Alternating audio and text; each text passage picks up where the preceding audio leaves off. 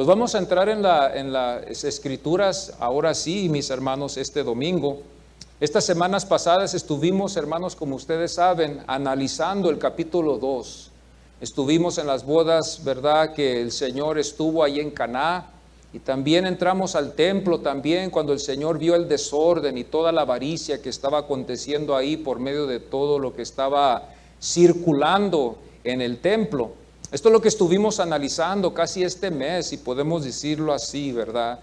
Cuando estuvo en Caná de Galilea y también cuando estuvo también en Jerusalén, también en el templo durante la Pascua. En el templo entero, ¿verdad? Nosotros nos damos cuenta que cuando Él entró, ¿verdad? Él entró con un celo de reformador. Entró con un celo de reformador para reformar lo que estaba aconteciendo. Él entró al templo con ese espíritu de reformar lo que el judaísmo había distorsionado. Y nos dimos cuenta también en las bodas cómo Él transformó de agua a vino. Eso nos dimos cuenta también nosotros y nos quedamos impresionados también leyéndolo, cómo pudo Él transformarlo, ya que Él es Dios, transformar el agua a vino. Y vamos ahora a ir a la Biblia, vamos a terminar con este capítulo y vamos a abrir nuestras Biblias en el capítulo 2, donde estamos estudiando aquí en el Evangelio de Juan. Y vamos a ir, ¿verdad?, a estos versículos que vamos a estar leyendo. Y vamos a ponernos en pie en el nombre del Señor. Vamos a ir al versículo 11 al 12 y luego después vamos a saltar al 23 al 25. Pero vamos a ponernos en pie para leer estas escrituras en reverencia a la palabra del Señor. Y así lee la palabra del Señor, capítulo 2, versículo 11 al 12.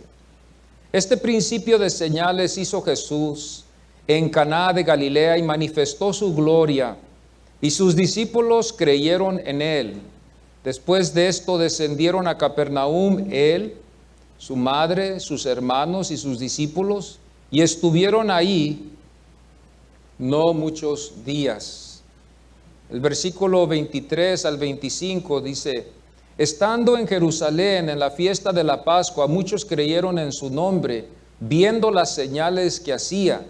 Pero Jesús mismo no se fiaba de ellos, porque conocía a todos y no tenía necesidad de que nadie le diese testimonio del hombre, pues él sabía lo que había en el hombre. Pueden tomar sus asientos, amados hermanos. Hoy estaremos analizando la confianza de los 6 discípulos y la confianza leve de su pueblo. Pero no antes, ¿verdad?, de dar un repaso rápidamente al capítulo 2. Pero vamos a estar viendo la confianza de los 6, que se va a hallar en el versículo 22, y la confianza leve de su pueblo, que es en el versículo 24, donde dice las Escrituras, no se fiaba. Y luego después dice, porque conocía a todos. La confianza de sus 6 fue lenta, hermanos. Cuando nosotros nos fijamos bien en las Escrituras, la confianza de los 6 fue lenta. A veces nos preocupamos nosotros, ¿verdad?, porque a veces nuestra confianza con el Señor parece lenta, a veces. Pero aquí vemos también el caso igual con estos discípulos. Fue lenta, pero segura. Al final, cuando vemos que se acordaron ellos de lo que había dicho Jesús y lo que estaba escrito también de Jesús. Mas la confianza de su pueblo fue diferente, fue al instante, fueron impresionados con los señales que manifestó Jesús, mas fue leve, superficial, insegura y también fue temporal. Esta fue la confianza de su pueblo. Juan 20, versículo 31 nos enseña y dice, pero estas se han escrito para que creáis que Jesús es el Cristo, el Hijo de Dios, y para que creyendo tengáis vida en su nombre. Pero vamos a primero, antes de ir más adelante a estas 2 enseñanzas de la confianza de los 6 y de la confianza de su pueblo, vamos a dar un repaso a estos versículos del capítulo 2, el versículo 1, vamos a darle un repaso y vamos a darle un repaso también al versículo 3, 11 y 13. Como por ejemplo, cuando nos damos cuenta en el versículo 1, hay una palabra aquí que quizás a nosotros nunca nos habíamos fijado, pero es bueno saberlo para que así podamos entender la historia que se está dando, esta verdadera historia que se encuentra en el Evangelio de Juan. Juan 2, en el versículo 1, nos enseña, al tercer día se hicieron unas bodas. Es muy interesante cómo Juan aquí empieza, al menos de que no sepamos. Si no sabemos, no vamos a saber qué significa esto de al tercer día. Pero si nosotros nos fijamos bien y empezamos a leer la Biblia desde el capítulo 1, nos vamos a fijar bien que Juan empieza a describir días. Como por ejemplo, nosotros nos damos cuenta en el versículo 29, cuando usted va al Evangelio, en el capítulo 1, dice, al siguiente día vio Juan a Jesús, que venía a él. Este es el primer día. Después nos damos cuenta que en el versículo 35 hay otro encuentro que tuvo el Señor con Juan y los discípulos de Juan.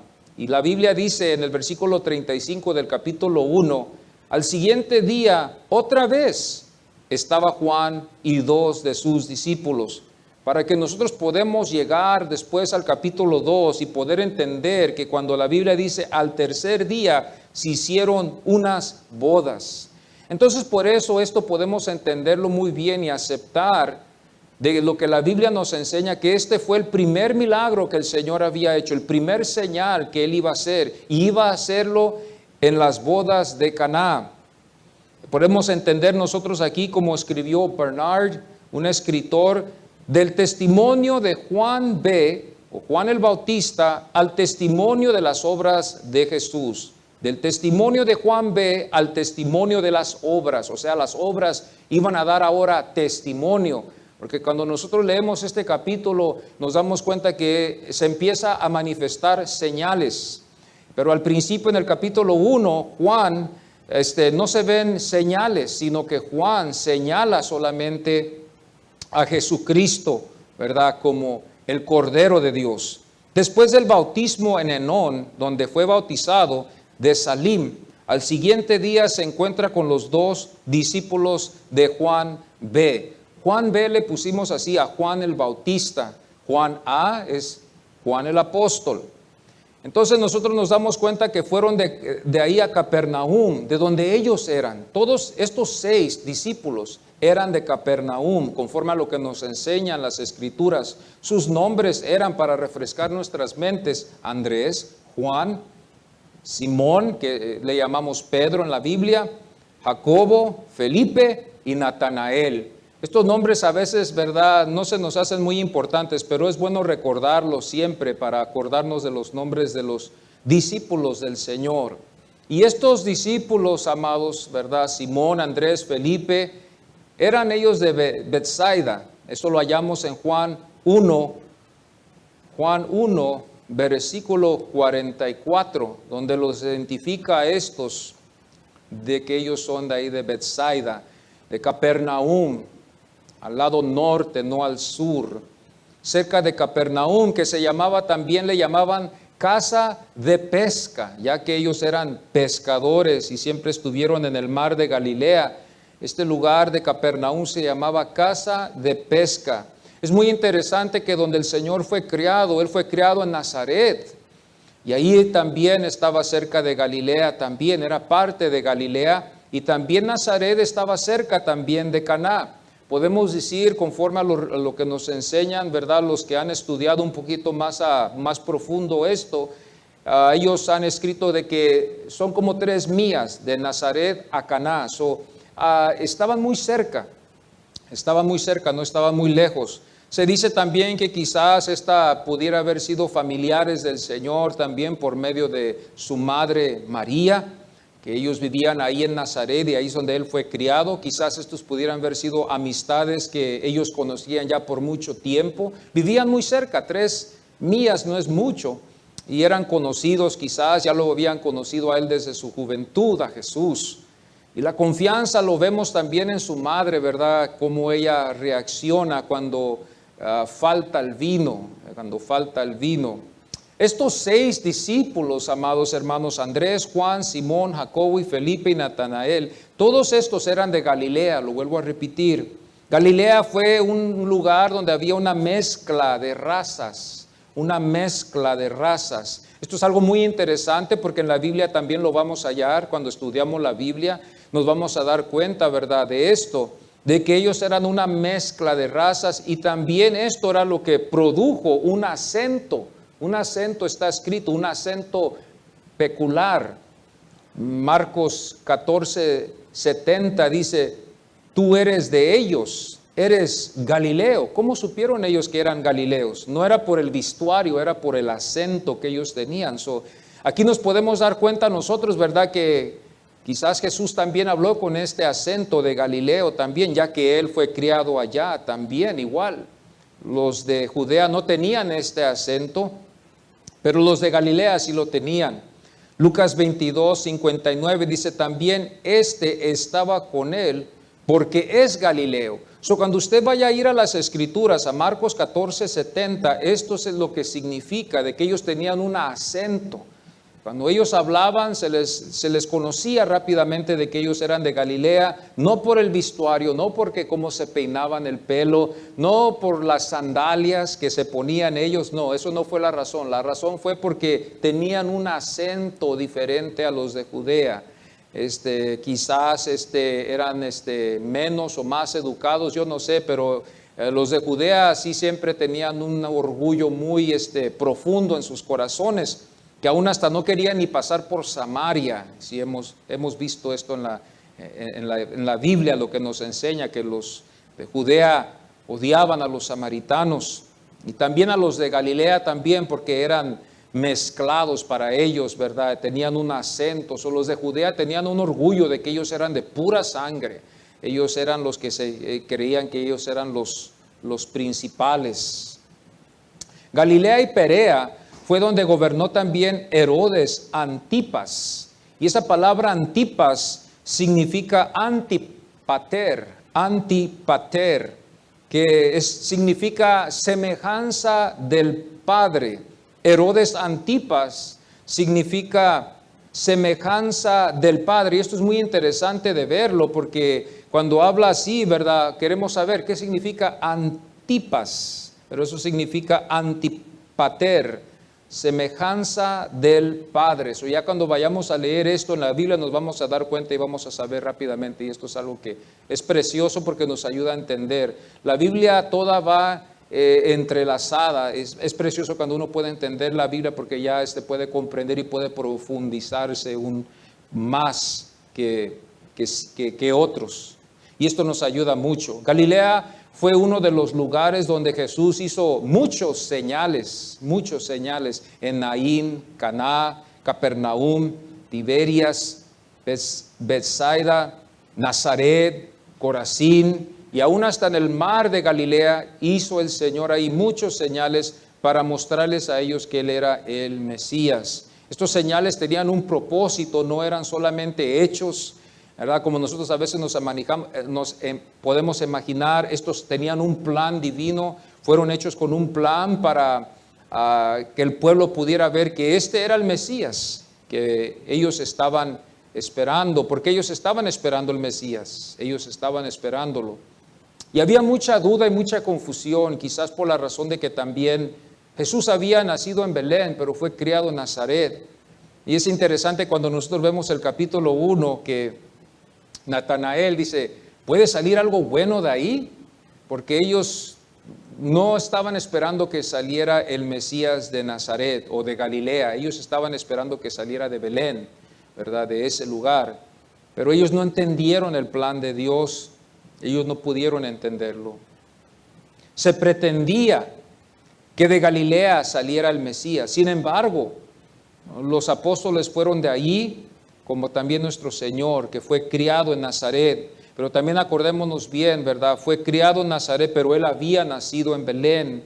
Y estuvo un tiempo también, nos enseña la Biblia que estuvo un tiempo también con sus padres. Sus padres lo habían llevado a él a Egipto. Ahí se escondieron por un rato, ¿verdad?, por las amenazas de Herodes el Grande. Amenazó a matar a todos los niños, y que todos los niños la llevaron, ¿verdad?, por eso, porque él se sentía amenazado por el lugar en el que él estaba. Él no estaba preparado para recibir al Mesías, ni para que el Mesías tomara su lugar de él. y mandó a matar a todos los niños. Pero antes el ángel había preparado el corazón de José para que José fuera a Egipto y estuviera ya un tiempo. De ahí salió el Señor también de Egipto, como también nos enseña también el Antiguo Testamento, que él iba a llamar a su hijo de Egipto. Esto es algo muy interesante porque vemos confirmaciones en el Antiguo Testamento, y sin el Antiguo Testamento esto no lo vamos a valorizar, pero lo valorizamos porque está en el Antiguo Testamento y se confirma en el Señor. En las bodas de Caná de Galilea fue el primer señal, ¿verdad?, que vemos nosotros aquí, que Juan relata para que nosotros podamos entender esto. Y esto lo hallamos, ¿verdad?, en el versículo 11, donde dice: este principio de señales hizo Jesús en Caná de Galilea.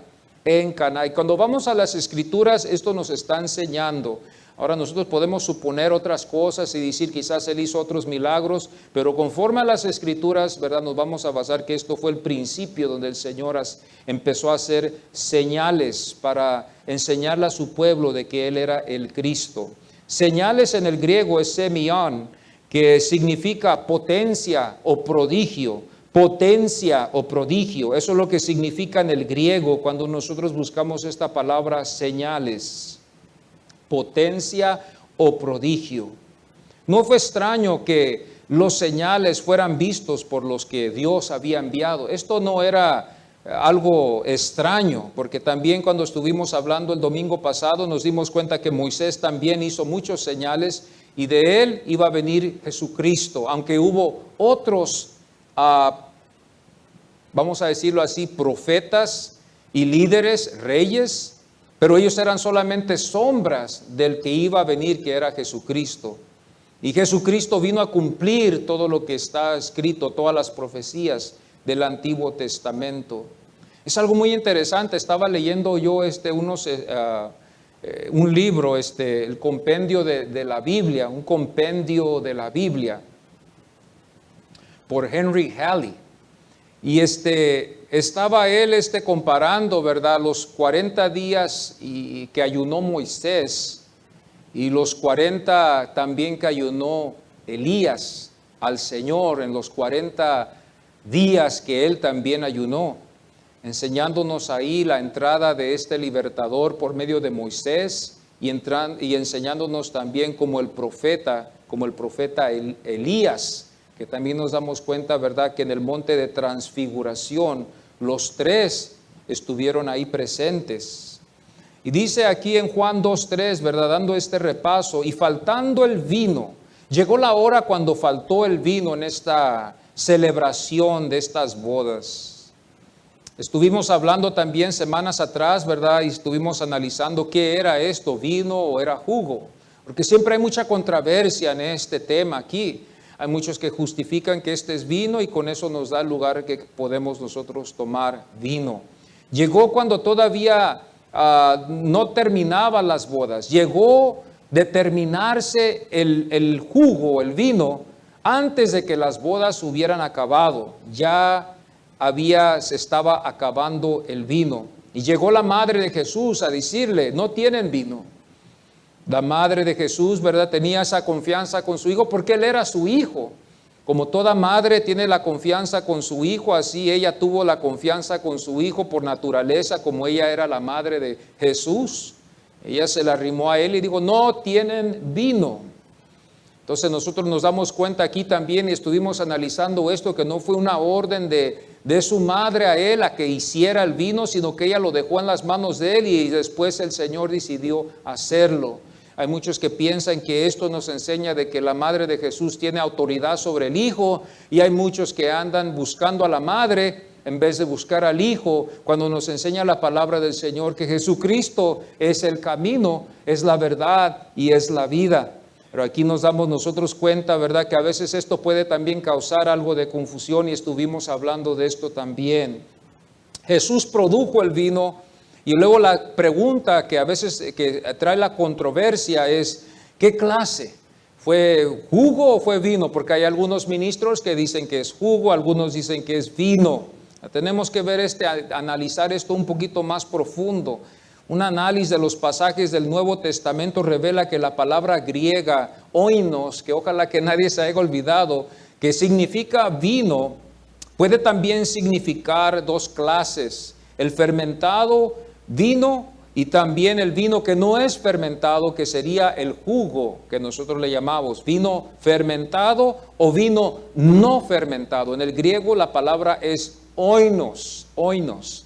Y esta palabra a veces puede traer confusión, al menos de que estudiemos un poquito más lo que nos enseña la Biblia. Un análisis de cómo el Padre nos muestra tener precaución al abuso del vino. Como nos dimos cuenta en el Antiguo Testamento, cómo el Señor nos enseña las precauciones que debemos de tener. Pero aquí cuando vamos al Evangelio, al capítulo 2 de Juan, empezamos a ver que el Señor produjo vino, es una boda. Pues nosotros empezamos rápidamente a pensar, pues fue vino fermentado, era una fiesta, era un tiempo de festejar, de ponerse uno gozoso, pero no fue necesariamente así. Ellos no estaban embriagados y la costumbre era de primero, ¿verdad?, sacar lo mejor y ya después, ¿verdad?, pues ya se va acabando, le van echando agua, yo pienso, le van echando agua y ya va perdiendo su sabor. Pero aquí nos damos cuenta que el maestresala se quedó admirado, porque dijo, este vino sabe mejor, o este jugo sabe mejor que ni el que nos diste al principio. Este está más dulce, está más sabroso, tiene más sabor a las uvas que el que nos diste con el que iniciamos. Yo me imagino que este maestresala, que era el que estaba organizando todo y escogiendo todo lo que se iba a utilizar conforme a la economía del novio, el novio iba a quedar mal, amados. Porque esta era su novia y él tenía que suplir, era su responsabilidad de que hubiera suficiente jugo, hubiera suficiente comida, hubiera música, hubiera suficiente para los días que ellos iban a festejar. Y siempre tenemos que tener en mente que esta no iba a ser una boda como las de hoy en estos tiempos, que es de 2, 3 horas o que es de, ¿verdad?, 5 o 6 horas. Esto iba de días, amados. Y ellos tenían que tener la comida, tenían que tener el jugo. Yo digo, quizás en estos casos se hacía así porque venían muchos de lugares lejos y no podían llegar, pero prometían estar allí y ellos tenían que estar preparados para recibirlos cuando llegaban. Estos a veces duraban, estas bodas, estas celebraciones, 5 o 6 días, a veces hasta 7 días de pura celebración. Imagínense cuánto vino tenía que haber, cuánta comida tenía que haber. Tenían que estar ellos preparados porque esta era una fiesta larga. Pero ahí estuvo el Señor y ayudó a este novio que no sé cuántos días ha de haber estado esta boda, no se sabe, pero ya se estaba acabando el vino y le ayudó, le dio una manita para que no hubiera quedado él malo. Si no, imagínense, hubiera quedado avergonzado con la novia y los padres de la novia. Y el capítulo 2:11 de Juan dice, este principio de señales hizo Jesús y sus discípulos creyeron en él. Y como dijo Bernard, otra vez lo quiero repetir, del testimonio de Juan ve al testimonio de las obras de Jesús. Aquí vemos una obra del Señor. Y es más bien considerado un señal, amados hermanos, que milagros. Nosotros utilizamos esa palabra milagros, pero debemos de ver esto que se considera mejor un señal. Y no le quita nada a esa palabra milagros, pero señal significa también lo mismo, potencia, prodigios. Eso no le quita nada a milagros. Nosotros sabemos que los milagros son sobrenaturales, pero la Biblia nos enseña la palabra correcta que es señales. Juan 12:33 dice, y decía esto dando a entender de qué muerte iba a morir. En el versículo 32 nos damos cuenta de otras cosas aquí. En el versículo 20, el capítulo 20, versículo 30 dice, hizo además Jesús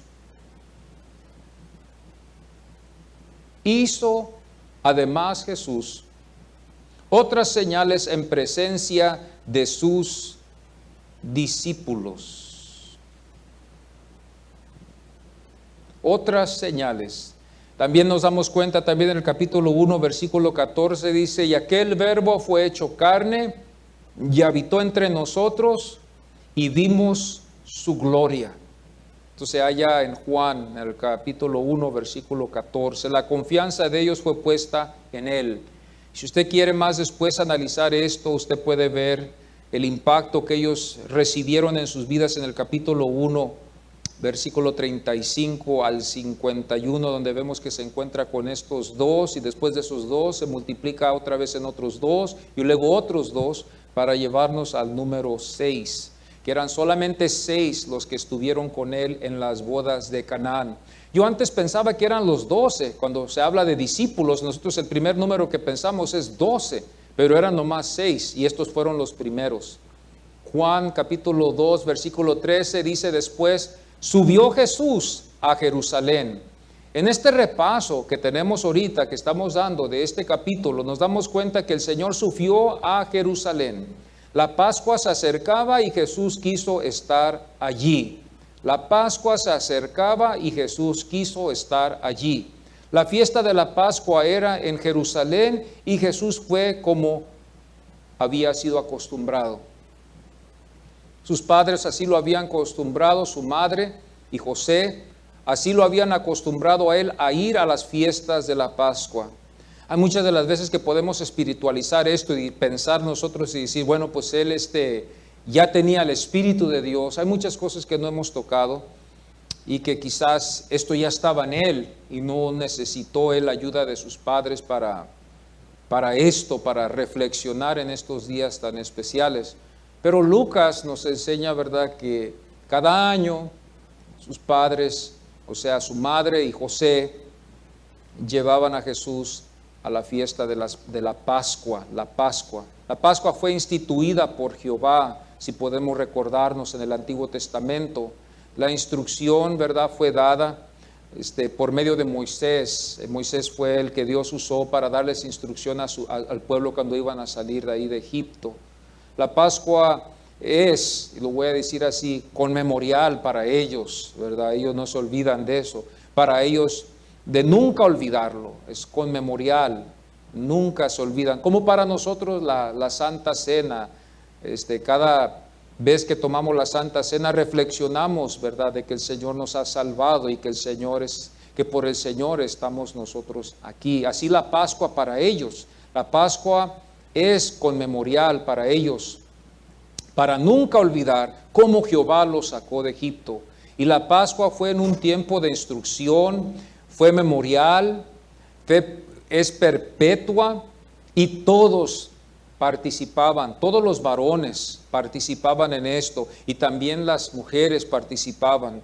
Pero más que todos los varones eran llamados a participar en esta Pascua y tenían que estar presentes en el templo, tenían que estar allí en Jerusalén todos los varones, aún los niños ya que tenían ya 13, 14 años, ya podían ellos también escuchar la ley, ¿verdad? Las mujeres no se les requería mucho, pero sí podían estar a una distancia ahí presentes también. Pero más que todo el varón, el Señor estaba interesado en que los varones estuvieran allí presentes. El Señor siempre trató con el hombre, porque Dios no ha cambiado, amados hermanos, y Dios es igual. Entonces lo que vemos aquí es que Dios siempre trató con Adán. Con Adán es con el que Él trató, no trató con la mujer. A ver, deja hablar con tu mujer. El Señor no hizo eso, el Señor trató con Adán. Él trató con Adán y Él le dejó a él un cargo que hacer. Y nosotros, como somos hijos de Adán, nosotros tenemos todavía ese cargo también y esa grande responsabilidad, ¿verdad?, que el Señor nos ha dejado. Cuando vemos la Biblia, Juan 2:14 dice: y halló en el templo a los que vendían y a los cambistas ahí. Cuando vemos este capítulo nos damos cuenta que el Señor entró al templo. Él iba, hermanos, para celebrar la Pascua. Él iba con ese plan, con ese propósito. Todavía no se acercaba la muerte para que Él muriera por nuestros pecados. Todavía no se acercaba ese tiempo. Él iba solamente para celebrar. Él sabía su tiempo, la hora que Él iba a terminar su vida aquí en la tierra. Pero este no era el tiempo todavía. Los cambistas que cambiaban las monedas, esto eran los cambistas, los que cambiaban las monedas de dracmas, que eran las dracmas, son las dracmas griegas, y los denarios eran de las monedas romanas, pues podemos decir así, las dracmas griegas y los denarios de Roma. Y esto los judíos traían cuando ellos venían de Grecia o iban de Roma, venían a Jerusalén. Y esto necesitaban ellos cambiarlo a las monedas que ellos solamente aceptaban, porque ellos también eran muy estrictos. Ellos no aceptaban cualquier moneda, era una regla que ellos tenían, eran muy exigentes, si lo podemos decir así. Cuando ellos daban sus ofrendas, tenía que ser las monedas que ellos autorizaban, si lo podemos decir así, o si no, no se aceptaban. Y ellos ya sabían. Entonces el pueblo en ese día de la Pascua iban a los cambistas y cambiaban ellos sus dracmas, cambiaban sus denarios para que les dieran las monedas que podían ellos depositar para sus ofrendas para el templo. Los vendedores estuvimos dándonos cuenta también que vendían los animales, eran cantidades de animales. Estuvimos hablando la vez pasada que estamos hablando de millones de animales, de millones de personas judías que iban, hermanos, para sacrificar estos animales. Imagínense la cantidad de animales, la cantidad de personas. Jerusalén se llenaba, casi de 1 millón de habitantes habían en ese día que entraban ahí para celebrar la Pascua. Y había, hermanos, una venta tremenda, ¿verdad? Porque nos damos cuenta que el comercio fluía. Había oportunidades para rentar lugares para que ellos estuvieran allí. Y por eso nos damos cuenta que quizás eso es lo que le disgustó al Señor, que trajo la avaricia, que trajo, hermano, la hipocresía, que trajo la codicia, todas estas cosas que estaban aconteciendo cuando no deberían de haber acontecido. El Salmo 69:9 estuvimos reflejando que dice, me consume el celo. Esto es algo muy importante también, que el Señor tuvo ese celo. En el capítulo 69:9 del Salmo dice, me consume el celo. La ambición del templo hacía las monedas, ¿verdad? Y produjía a los vendedores y los cambistas a la avaricia, a la codicia, a estas cosas. Y por eso el Señor, ¿verdad?, cuando entró allí se disgustó de esto. Entre tanto que los animales eran atados con cuerdas, así Jesús hizo de ellas un azote. ¿De dónde sacó el Señor el azote? ¿Lo fue a comprar en un lugar? No, Él lo hizo ahí de las cuerdas que estaban ahí, con que amarraban ellos a los animalitos. Encontró unas cuerdas, hizo un azote y con eso espantó a los animales que estaban en esas jaulas o que estaban ahí atados. Y empezaron a salir los animales y también la gente igualmente, porque no sabían lo que estaba pasando. Y nos dimos cuenta también el domingo pasado que el señal más grande fue de que no hubo peligro, nadie se lastimó, nadie fue herido, ni tampoco se le tuvo que llamar, hermanos, al ejército romano, ya que ellos también estaban bajo la vigilancia de ellos, porque ellos tenían torres donde ellos podían vigilarlos mientras ellos estaban haciendo estos sacrificios. Ellos estaban vigilados bajo el gobierno romano, entonces los romanos estaban vigilándolos a todo tiempo. Pero esto no lo vemos en la Biblia, que nos enseña de que hubo un caos, si lo podemos decir así, donde gentes fueron perjudicadas o donde animales fueron lastimados por el Señor, sino al contrario.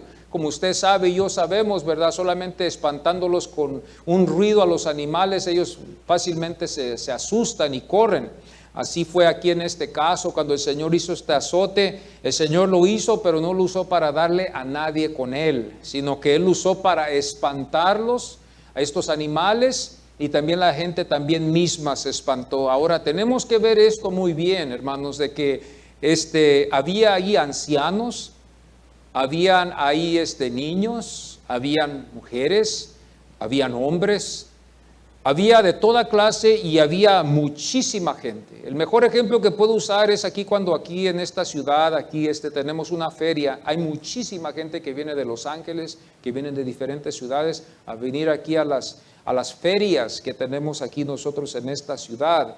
Y vemos la cantidad de gente, anda buscando parking, anda buscando lugar donde parquearse porque quieren ir a esta feria que es muy popular. Ya por muchos años lo hemos hecho aquí en esta ciudad. Y viene gente, hermanos, que nos admiramos de las cantidades. Bueno, aquí en Jerusalén había más gente y más necesidad de campos para que ellos se quedaran, porque también tenemos que ver, no había carros, no había coches, no había aviones, no había trenes, no había buses para llevarlos a ellos para atrás a sus lugares. Ellos tenían que caminar, a veces tenían que descansar un poco. Había gente anciana, gente, ¿verdad?, que necesitaba descansar un tiempo.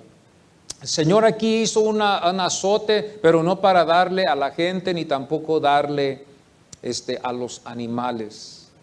Una cosa que estaba yo leyendo es que esto lo hallé en el diccionario de la Biblia, y nos enseña aquí que el doctor de la ley estaba seguramente autorizado. El doctor de la ley estaba seguramente autorizado para mandar azotar a un transgresor de la ley. Esto no era algo raro. Un tratado del Talmud también expresa las instrucciones sobre los azotes en la sinagoga, porque la sinagoga era el lugar donde se azotaban a los que eran transgresores de la ley. A su mismo pueblo ellos azotaban. Me acuerdo yo cuando iba a la escuela y estaba yo quizás en el 5º grado aquí en esta ciudad aquí esta ciudad aquí de Los Ángeles. Y me acuerdo que siempre había eso, ¿verdad?, en nuestras mentes, porque se había dicho, ¿verdad?, que el principal ahí en la escuela tenía él un cinto y los que se portaban mal les daban con ello. Esa era antes la ley aquí en los Estados Unidos, que los principales tenían esa autoridad de darles a los jóvenes. Yo no sé si fue verdad, a mí nunca me dieron, aunque estuve varias veces en la oficina, pero nunca me dieron. Pero sí estaba eso de que había algo para darles a los niños que se portaban mal. Y a veces salían los jóvenes de ahí de la escuela, los que pues no se portaban muy bien, y decían, sí, ahí tienen una azota ahí para darles y nos van a dar un día. Y pues ese era el temor de ir a la oficina para que nos fueran a azotar ahí los principales, porque a veces no hacíamos la tarea, a veces llegábamos tarde. A mí siempre era porque siempre hablaba mucho en las clases. Hablaba mucho en las clases y quería jugar, quería platicar, y era tiempo de estudiar, y yo quería platicar y quería jugar. Bueno, Mateo 10:17 dice, y en sus sinagogas azotarán. Esto es la Biblia, lo que nos enseña la Biblia. Esto para que veamos que esto es verdad. Mateo 23:34 dice, y a otros azotaréis. Y luego más después dice, sinagogas. Marcos 13:9 también dice, en las sinagogas os azotarán. Los azotes azoteaban a estos, si puede decir así, azoteaban a los transgresores y les daban, hermanos, les pegaban. La Mishnah habla también de 39 golpes que les daban. O si no, en este caso no les van a dar 39 golpes como le dieron a Pablo. Iban a darle 3 en el pecho, desnudo al hombre, 3 en el pecho, desnudo, y 3 en cada lado de su espalda. Estos eran los azotes que se daban en las sinagogas cuando había transgresores de la ley. Estos eran muy estrictos en ese tiempo y a veces había abuso. Aún hasta los apóstoles parece que también los azotaron también por ser seguidores de Jesucristo. Y Jesucristo les dijo a ellos que los iban a azotar por su nombre. Entonces esto vemos aquí, 3 sobre el pecho desnudo. Imagínense, 3, basta con 1, pero 3 bien dados y 3 en cada lado de su espalda, sin camisa. Wow, eso trae recuerdos. Esto se usaba normalmente, he escuchado yo en nuestros países. Esto era un castigo, ¿verdad?, que los padres a veces hacían con los hijos que eran que no se portaban bien, los azotaban, les daban 2, 3 azotes, y esto era normal. Pero aquí también en los Estados Unidos hubo un tiempo donde se hacía, pero empezó el abuso y eso ya lo quitaron. Eso ya es abuso ahora, y puede el padre ser encarcelado si lo hace así, aún hasta sus propios hijos. Para ellos esto significaba corregir a alguien con azotes y darles duro, como dicen algunos. Significaba esto algo saludable, porque la corrección iba a traer salud a estos transgresores. El Salmo 89:32, esto nos enseña aquí en el Antiguo Testamento, con vara y con azotes. Esto era saludable y era recomendable para alguien que era un transgresor en ese tiempo de la ley. Proverbios 13:24 también nos enseña el que detiene ¿qué? El azote. El que no azota es porque aborrece a su hijo. Eso es lo que ellos decían. El que lo ama lo va a azotar. Esto es lo que nos enseñaron nuestros padres y lo que nos enseña la Biblia. Hijo, me va a doler más que a ti, pero te tengo que dar. Nuestros padres así salían con eso. Hijo, me duele más que a ti, me va a doler más a ti de darte estos 3 azotes, pero te los voy a tener que dar porque te portaste mal. Ay, Señor, Bendito sea el Señor. Este es el segundo señal que hizo Jesús cuando entró al templo. Este fue el segundo señal. Y yo veo el señal, como les vuelvo a decir, había mucha gente, todos salieron rápido, el Señor empezó a azotar, no sabemos si azotó la pared, pero no azotó animales, ni tampoco azotó a los que estaban ahí, a la gente. Pero Él azotó algo y espantó a los animales, y los animales corrieron, las mesas que estaban ahí las levantó, las volcó, y se cayeron todas las monedas por todo lugar. Pero la Biblia nunca nos enseña un registro de que llamaron al ejército romano por el desorden que había. Y yo les voy a decir algo, estaba yo leyendo que ellos estaban advertidos, había ciertos anuncios que ellos tenían para los que eran transgresores, por uno que se quería pasar de vivo y decir, no soy judío, pero quiero entrar donde están los judíos. Cuidado, porque había un castigo tremendo. Tenían ellos sus anuncios ahí para que nadie entrara, solamente los judíos. Así tan estrictos eran en ese tiempo. Nadie fue lastimado, ese fue el más grande señal. Nadie fue lastimado, nadie fue perturbado en la forma de que se haya puesto en la Biblia. Y tampoco no tuvieron que llamar el ejército romano que estaba ahí presente, estaba bien cerca. Pues vamos a decirlo así, como aquí cuando tienen las ferias, la policía está caminando por las calles, hay una seguridad, hay policía, la policía está lista para cualquier desorden, rápido ellos vienen. Por eso es algo muy interesante cómo esto aconteció. Si nos ponemos a pensar, realmente es algo muy interesante. Porque si yo me pongo a imaginar ahorita una feria aquí, de repente algo acontece, un terrorista o algo, y la gente empieza a correr, imagínense usted toda la gente, los niños, los ancianos, corriendo,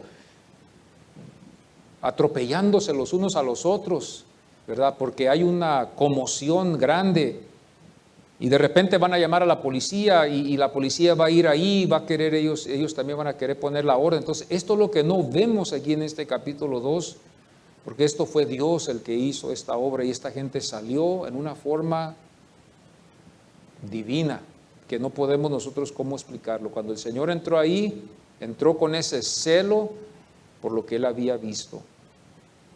Y esto quedó en los corazones de estos discípulos. Quedaron impresionados de ver esto, de ver agua que el Señor hizo agua. Del agua hizo vino, y luego después ir con Él a la Pascua y ver otra vez otro señal y ver que no hubo nada. Estos discípulos quedaron, hermanos. Por eso yo aquí en el versículo 22 de Juan, aquí vemos la confianza de los 6, que dice la Biblia en el versículo 22 del capítulo 2 de Juan: cuando resucitó de entre los muertos, sus discípulos se acordaron que había dicho esto. Cuando resucitó de entre los muertos, sus discípulos se acordaron que había dicho esto. Se acordaron y creyeron. Se acordaron y creyeron. Se acordaron de cuando dijo en el versículo 19, en el mismo capítulo: destruid este templo y en 3 días lo levantaré. Destruir este templo y en 3 días lo levantaré. Y creyeron después lo que las Escrituras nos enseñan concerniendo el templo. En el Salmo 16:10 dice: porque no dejarás mi alma en el Seol. Porque no dejarás mi alma en el Seol. Esto quedó, hermanos, en el corazón de ellos, para que después nos enseñe aquí Juan, de que ellos se acordaron y creyeron. Fijémonos bien, si lo leemos con mucho cuidado, se acordaron lo que decían las Escrituras, se acordaron de lo que había dicho Él, donde se cumplió, y creyeron. Lentamente, hermanos, lentamente. Esto no fue algo rápido que ellos entendieron rápidamente. Eso, si nosotros no entendemos todo ahorita, todo total, no se preocupe. La cosa es de que, hermanos, sea lentamente pero seguro, no rápido y luego inseguro. Queremos aprender al tiempo, aprender que el Señor nos sazone a través de los tiempos y las situaciones que pasamos y conforme la palabra nos está enseñando lentamente, pero seguros. Llegan a uno a aprender todo y saberlo todo y después ya no está aquí. Estos discípulos aprendieron lentamente, eran poco lentos ellos, amados. Eran poco lentos, podemos decir así, estaban poco pasmados. Eran ellos un poco lentos en este caso, pero ellos se entendieron después. Entonces, a veces un insulto, a veces esa palabra pasmado, pero así eran ellos. Así fueron ellos en entender. Y dice el capítulo 2, versículo 23, muchos creyeron en su nombre viendo las señales que hacía. Muchos creyeron en su nombre viendo las señales que hacía. Ahora aquí ya no vemos a los discípulos que creyeron, ni vemos aquí que ellos se hayan acordado, pero aquí vemos nosotros un grupo de gente que creyó también, juntamente con los discípulos. En el versículo 23 dice, muchos creyeron en su nombre, y esto no está describiendo a los discípulos, aquí estamos hablando del pueblo, aquí estamos hablando de la gente judía, aquí estamos hablando del judaísmo, aquí estamos hablando de los religiosos. Muchos creyeron en su nombre viendo las señales que hacía. Pero algo es muy interesante en estos casos, cuando nosotros vemos estos casos, que nos puede llevar la Biblia a lo que el Señor nos enseña en algunas parábolas aquí, como por ejemplo en Mateo 13, 20, donde el Señor nos describe esta clase de confianza, una confianza muy leve, que es de muy corta duración. Mateo 13, 20, cuando usted tenga la oportunidad, o si usted quiere ir a su Biblia, puede verlo ahí, dice, oye la palabra, este es el que escucha, oye la palabra y al momento la recibe con gozo. Este es un tipo de persona, una característica de algunos que oyen y reciben con gozo. Pero el 24 nos da lo negativo. El negativo es, pero no tiene raíz en sí, sino que es de corta duración. Ya la Biblia ya nos prepara para que nosotros no empecemos y no seamos engañados, no sean engañados, tengan mucho cuidado. La confianza de ese pueblo fue leve. Aquí vamos a verlo esto, ¿verdad? En el capítulo 2, versículo 24, donde dice, Jesús mismo no se fiaba de ellos por esa levedad, porque eran de una confianza tan leve que el Señor no confiaba en ellos. Pues Él era Dios, amados. No podemos nosotros engañar a Dios. Yo dije la vez pasada que estábamos hablando concerniendo al templo, que a Dios no lo podemos engañar, amados. Él no quiere hipocresía, Él nos ama. Y si nosotros no podemos ser sinceros con Él, hermanos, pues esa se considera hipocresía delante de Dios. Y también se considera como una falta de confianza en el Señor, porque no confiamos de que el Señor nos ama. Tenemos que confiar, y aquí es la área que tenemos que crecer todos, amados. Tenemos que crecer en esta área de tenerle confianza a nuestro Padre. Yo sé que a veces nosotros quedamos con estas impresiones dependiendo de qué clase de familia vinimos, pero quedamos con esas impresiones que nuestros padres nos dejaron a veces. No le quiero decir a mi papá, si digo a mi papá me va a dar duro, dicen algunos, me va a dar duro mi papá. Si él sabe que yo agarré malos grados, olvídate, no me la acabo. Pero bueno, nuestros padres terrenales no nos veían en todo tiempo y podíamos mentirles. Podíamos hablarles una mentira y ellos, ok, está bien, hijo, yo te creo. Pero a Dios, por eso a Jesús no lo pudieron engañar ellos con esa confianza leve, temporal. El versículo 24, como lee, Jesús mismo no se fiaba de ellos, no se dio a ellos, hermanos. Decir, ellos creen en mí por esta confianza, ya me doy a ellos, yo voy a... No, Él no lo hizo así, no se fiaba de ellos. Jesús conoció a su pueblo y tuvo mucho cuidado. Y esto le enseñó a su pueblo también, a sus discípulos le enseñó también. Vamos a ver un ejemplo, Juan 6:15. Pero entendiendo Jesús entendía estas cosas. Él estaba capacitado como hombre y como Dios. No podíamos engañarlo, hermano. Algunos de nosotros tenemos esta habilidad. Yo lo conozco a este, o ya la conozco a esta clase. Tenemos una clase de entendimiento, sabemos más o menos discernir, ¿verdad?, estas cosas. Pero Jesús, también como Dios, pues no iban a poder engañarlo. Mateo 10:16 dice: he aquí yo os envío como a ovejas. Mateo 10:16, he aquí yo os envío como a ovejas. Y aquí está la precaución. Tengan mucho cuidado, iglesia. El versículo 17 dice: guardaos de los hombres. Esto es lo que la iglesia debe de siempre tener en su mente. Guardaos de los hombres, y más de los pecadores que no tienen a Cristo Jesús. Guardaos de los hombres. Si no fuera por el poder de Dios, amados, fuera una cosa diferente, no hubiéramos llegado a la reforma. Pero vemos nosotros, hermanos, que Dios estuvo con estos hombres para poder salir de ahí y poder hacer lo que se ha hecho hasta la fecha hoy. Guardaos de los hombres, le dijo así a sus discípulos. Cuídense, porque Él se cuidaba también. Y nosotros nos damos cuenta que cuando leemos los evangelios, que cuando Él veía que había presión y que veía que ellos lo querían matar, Él rápido se iba a otra ciudad. Él no se quedaba ahí. Esto le enseñó Él a sus discípulos y nos enseña a la iglesia también. Guardaos de los hombres, tengan cuidado. Ellos pueden pecar, ellos nos pueden maltratar a nosotros. No se va a ver mal de que un pecador trate mal a un cristiano. No se va a ver mal de que ellos nos insulten. No se va a ver mal que ellos nos den unos golpes. Pero sí se va a ver mal si un cristiano insulta a un pecador. Y sí se va a ver mal si un cristiano golpea a un pecador. Se va a ver muy mal. Se ve mal delante de Dios, se ve delante de los hermanos, se ve mal delante de la iglesia. Por eso nosotros tenemos que guardaos de los hombres y no ponernos en situaciones donde ellos provoquen o vayan a provocar algo que nosotros vayamos a decir: ah, eres cristiano, ya me insultaste.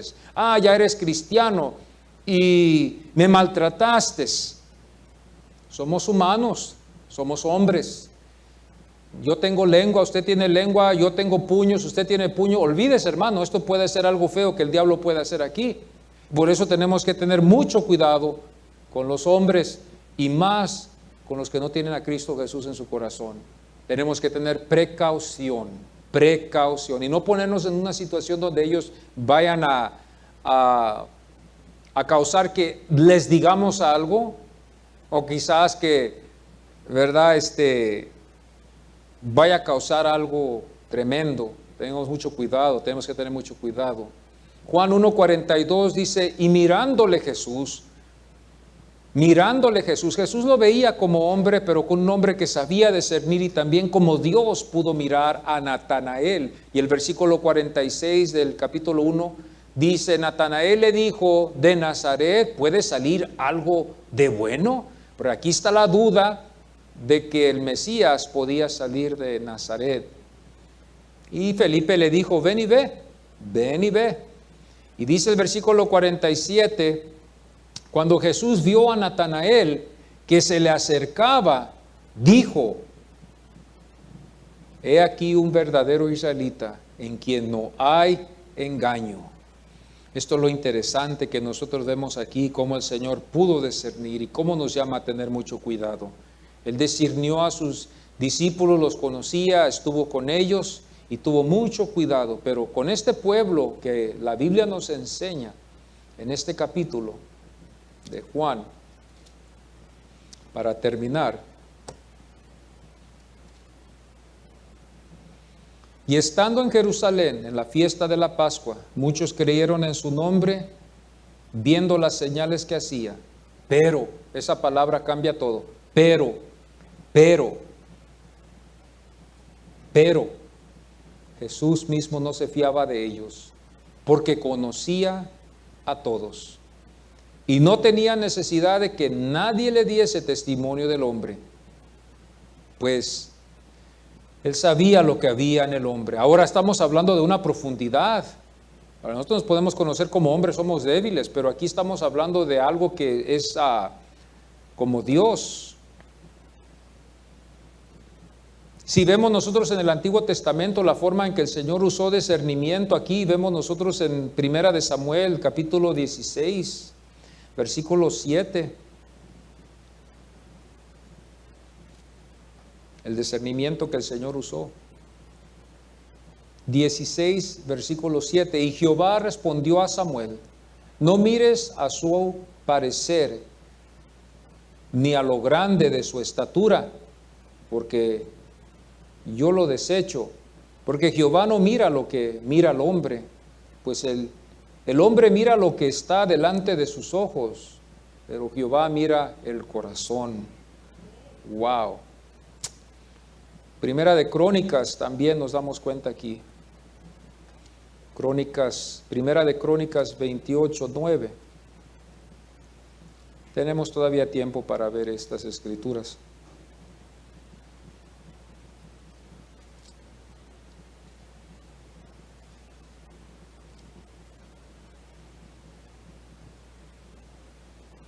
Y tú, Salomón, hijo mío, reconoce al Dios de tu Padre y sírvele con corazón perfecto y con ánimo voluntario, porque Jehová escudriña los corazones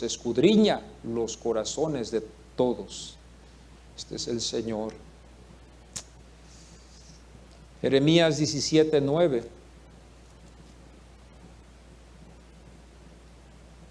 Engañoso es el corazón más que todas las cosas, y perverso, ¿quién lo conocerá?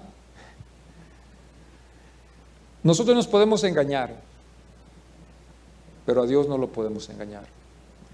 Por eso yo creo, hermanos, ¿verdad? Con todo esto, concluimos con esto de que Dios es amor, y cuando somos nosotros sinceros, a Dios le gusta. A veces no es fácil, porque si estamos en la carne no va a ser fácil para el cristiano, pero si estamos en el Espíritu y estamos reflexionando las cosas del Espíritu, nosotros nos vamos a fijar bien. Y su Espíritu nos va a traer paz en nuestros corazones para poder hacer esto. Rápidamente uno le habla a alguien y le dice: vamos a confesar nuestros pecados. Óyeme, pues ¿qué crees, que estoy loco? Pero cuando es el Espíritu de Dios que nos toca, le confesamos hasta cosas que ni sabíamos al Señor. Y eso es lo que el Señor quiere. Él quiere la sinceridad. Él no quiere esta hipocresía. Por dos razones, yo creo. Una es porque a Dios no le gusta eso, y otra es porque no le demostramos suficiente fe para creer en su amor que Él tiene para nosotros, porque no le demostramos que le creemos a Él. Los que de verdad le creemos al Señor, tomemos esto en consideración en nuestras vidas y no nos olvidemos de ello. Hoy en estos tiempos, amados, hay mucha hipocresía. Dios conoce ya todo. Él sabe que no somos perfectos. Cuando yo le he fallado, yo a veces digo: Señor, yo estoy consciente de que tú sabes que yo te iba a fallar ya. Tú estabas consciente de que yo te iba a fallar. Tú estabas consciente de que yo no iba a poder hacerlo, Señor, porque tú eres Dios. Tú sabes mi principio y tú sabes mi fin, el fin que yo voy a tener aquí. Tú lo sabes, Señor. Yo no puedo engañarte. Pero ese es su amor de Él y esa es su gracia, hermanos. Porque todos le hemos fallado al Señor. Yo digo de mi parte, yo le he fallado al Señor. Si hay algo en mí que yo pueda decir, y que yo mismo pueda jactar de algo. Quizás antes me jactaba por la ignorancia que yo tenía en mí, porque yo no reconocía la gracia de Dios. Pero después de que nos caemos varias veces y nos levantamos otra vez, nos caemos, nos levantamos, nos damos cuenta de que es la gracia de Dios la que nos sostiene aquí. Hay muchos que han querido estar aquí, pero si no está la gracia de Dios con ellos, no pueden estar aquí. Es Dios el que nos tiene aquí, amados. Y eso nos lleva a nosotros a estar muy agradecidos con Él. Agradecidos aún, como lo dije el viernes con los jóvenes, cuando estuve yo ahí en la escuela con ellos, aún hasta darle gracias al Señor por el agua que bebemos. Se lo dije a los jóvenes. Le digo, ustedes estudiantes, le digo, y ustedes están estudiando aquí en esta escuela y ustedes saben muy bien que hay lugares donde no hay agua. Hay agua para tomar, agua que se pueda tomar, sino que hay agua dañina, agua mala. Y esta gente desea tener el agua que nosotros tenemos. O la comida, les digo yo a ustedes, que tiran ustedes a la basura, que desprecian leche, pan, verduras, la desprecian. Está bien, no la compres, pero si te la dan y la desprecias y la tiras a la basura, toneladas se han tirado de comida buena. Que estas naciones, de lugares donde no hay estas cosas, gente desea tener eso. No la tienen, no lo tienen ellos. No lo pueden ellos tener. Comida tiene que ser transportado de aquí o si no por una ayuda de otro lugar. Pero nosotros tenemos ese privilegio y a veces somos tan mal agradecidos. Y dije, ¿sabes lo que me trajo a mí a ser agradecido con Dios? Y me acuerdo una vez, le dije yo que yo quería entrar al baño para que yo pudiera empezar mi día. Y estaba esperando para prender la regadera y bañarme y prepararme para el día y todo eso. Pero se fue el agua.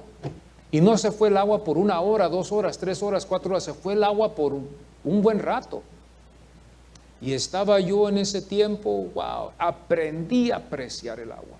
Cuando no la vi que estaban las botellas, cuando no la vi que había en el refrigerador, cuando no me podía yo tampoco bañarme con ella.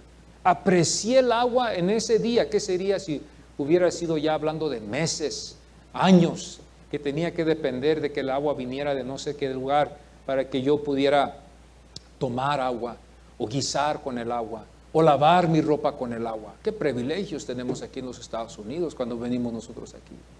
Como extranjeros que hemos venido a nuestros países, a veces no había estas cosas. Tenemos que ir allá, tenemos que ir acá. Aquí, rápido, pum, llegamos. Y diga a los jóvenes, fijémonos bien en estas cosas y denle gracias a Dios. Les dije a ustedes que están jóvenes, estudien, pero no se olviden de Dios. Estudien, pero no se olviden de Dios. Pues en esta noche vamos a concluir, ¿verdad?, con este capítulo 2, este día, bendito sea el Señor. Y el siguiente domingo vamos a ir al capítulo 3. Al capítulo 3 y vamos a estar ahí, ¿verdad?, con Nicodemo y el Señor, en la noche que tuvieron ellos esta plática. Vamos a estar en el capítulo 3. Vengan mis hermanos, y estamos estudiando el Evangelio según San Juan. Y vamos a estar en la conversación con el Señor y Nicodemo. Va a estar muy interesante, hay muchas enseñanzas ahí preciosas y vamos a aprender juntos. Vamos a ponernos en pie y vamos a orar. Yo creo que viendo y analizando el tema, ¿verdad?, hablando de la confianza de los 6 y hablando de la confianza leve del pueblo, vamos a pedirle en esta mañana que Dios nos fortalezca en nuestra confianza, si no la tenemos. Yo sé que mi confianza a veces, yo le voy a decir esto, no está tan fortalecida. Usted piensa, yo soy pastor, debe de estar bien fortalecida. Ay, hermanos, cuando a veces vemos las mías muy adelante de nosotros, vemos que hay muchas mías que vamos a tener que caminar. Con la ayuda de Dios y con la confianza que Dios nos ha dado, vamos a llegar a cumplirlas. Por eso necesitamos que Dios fortalezca nuestras confianzas. La confianza suya, si es débil, puede decirle al Señor, Señor, fortalece mi confianza hoy en esta mañana en Jesús. Fortalece mi confianza, porque no sé si voy a seguir adelante. Porque tenemos que servirle al Señor. Lo amamos al Señor, pero necesitamos fuerzas para servirle al Señor. Y necesitamos confianza más que todo, así como estos discípulos. Y no como el pueblo que tuvo una confianza leve, escucharon, pero al tiempo se les fue todo. Y no permanecieron, no hubo estabilidad. Que haya estabilidad en nuestra fe cristiana, que no nos olvidemos del Señor. Vamos a pedirle juntos, amados. Padre Santo, Señor, en este momento estamos aquí delante de tu presencia y gracias te damos por lo que pudimos, Señor, escuchar hoy en esta mañana, Señor. Te pedimos, Señor, más que todo que nos fortalezcas en la confianza, Señor, que la confianza nuestra esté fortalecida. Porque, Señor, a veces vemos cuando vienen situaciones difíciles, ahorita nos sentimos fuertes, pero mañana es otro día. Te pedimos que tú nos fortalezcas, Señor, que nos des esa confianza, que podamos nosotros superar la debilidad que hay en nosotros, que podamos superar y poder tener una confianza que pueda llevarnos más allá, hacia adelante, en lo que tú nos has llamado. Gracias te damos por este ejemplo de este pueblo, Señor. Estos 6 que tuvieron confianza, aunque lentamente ellos estuvieron ahí contigo y lentamente aprendieron, Señor, pero ellos permanecieron. Así queremos permanecer nosotros, despacio pero seguro, y no ser como ese pueblo que entendió y supo y muchas cosas entendieron, pero no duraron. Ayúdanos, Padre, en el nombre de Jesucristo, a perdurar en la fe. Vienen luchas, vienen pruebas, vienen enfermedades, vienen situaciones difíciles. Ayúdanos a tener esa confianza de que todo está en tus manos. Señor, tú nos has mostrado muchas cosas preciosas. Tú has proveído en nuestros hogares, tú nos has sanado, tú has proveído donde no hemos tenido, Señor. ¿Por qué dudar? No hay por qué dudar. Tú eres el mismo que estás en el cielo, Señor. Ayúdanos a no olvidar, Señor, a no olvidar, a recordarnos, a no olvidar, a tener confianza en ti, Señor. Aun cuando somos pocos, vamos a confiar en ti, de que tú nos vas a llevar hacia adelante en esta obra, aquí en esta ciudad. Aunque somos pocos, Padre, y quizás, Señor, hacemos un gran esfuerzo, Señor, para que haya aquí los medios que se necesitan, Señor, pero gracias te damos por la fortaleza que tú nos das. Bendice tu pueblo, Señor, fortalécelo, a mis hermanas, a mis hermanos, a las cabezas de los hogares, con sus hijos, con sus familias, para que ellos también puedan ser buenos ejemplos en estos tiempos en los que vivimos. Y gracias por la fortaleza que podemos tener por ti, Señor, en nuestra confianza. Fortalece nuestra confianza, Señor. Gracias. Amén.